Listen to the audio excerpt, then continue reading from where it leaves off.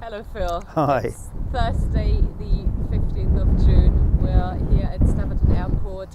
What are we doing here today? Well, we are in the final stages of getting the aeroplane ready for its first post-overhaul flight and making sure that we're ready to do the pilot handover, and then within 4 days we're supposed to be off. Fantastic. And I believe John Herbert and his wife Anne have arrived today. Where have they come from today?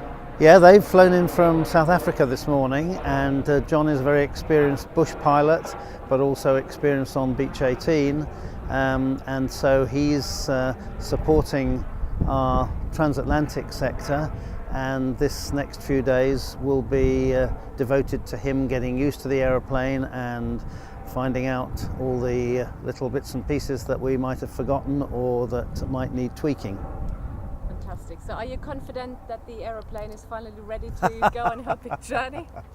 Well, I'm more confident than I have been in the last 2.5 years, but 100% confidence is never a good idea in aviation.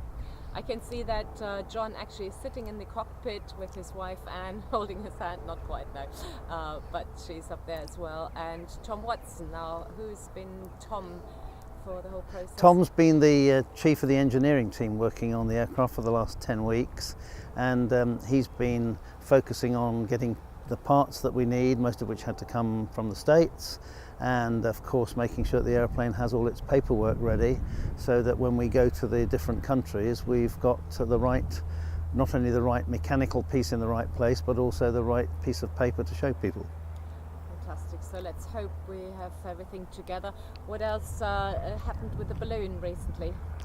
The balloon we have now test flown twice, and we're hoping to do a trial fit on the aeroplane over the weekend, but we did do one fit here and it didn't quite work, so we've had to take one of the aeroplane seats out to make a little bit more space for the envelope of the balloon to travel across the Atlantic.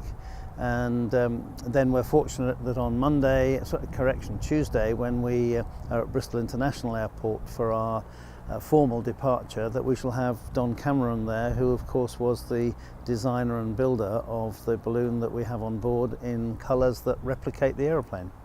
Fantastic. Well, Bristol Airways really looks beautiful. Golf Bravo Kilo Golf Mike, hopefully ready for the final big departure, which is Tuesday the 20th, ex-Bristol Airport. We're going to have a short press morning, which is between 8:30 and 10 o'clock, I believe.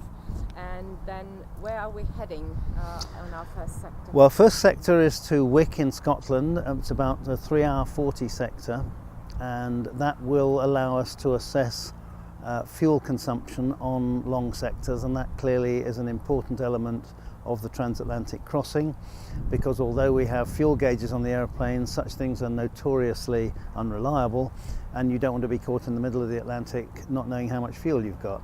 So we should be doing those calculations on the way to Wick, where we'll be meeting the other 2 aircraft that are joining for the crossing. Fantastic. So I believe we're going in a small convoy, in a small group, and the first stop will be the Faroe Islands, followed by hopefully Iceland, Greenland, and then across to northern Canada. That's correct. We obviously have to, because there are 3 aircraft, we have to coordinate the speeds and the ranges of those aircraft, and that's why we'll be deciding which routing we take day by day according to weather and winds and of course each airplane's capability. What other emergency equipment do we need to take? We've got a very good life raft, a proper British-built RFD life raft for 6 people. There will only be 3 of us, but it's good to have plenty of space. And we also have a locator beacon, so that should we end up in any circumstance where we are in an emergency and separated from the others, we have a beacon that can be activate satellite emergency for rescue services.